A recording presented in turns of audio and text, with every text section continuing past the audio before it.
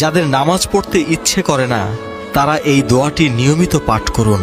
এতে আপনার নামাজে অনীহা, অবহেলা, আলসেমি সব কমে যাবে।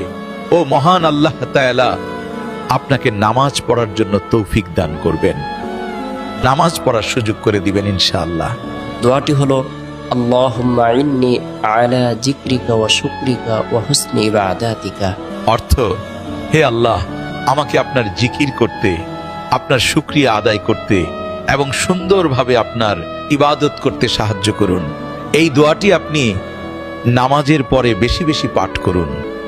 আল্লাহ আপনার নামাজের মধ্যে মনোযোগ বৃদ্ধি করে দিবেন, নামাজের প্রতি মায়া মমতা সৃষ্টি করে দিবেন, নামাজের প্রতি মহব্বত বাড়িয়ে দিবেন।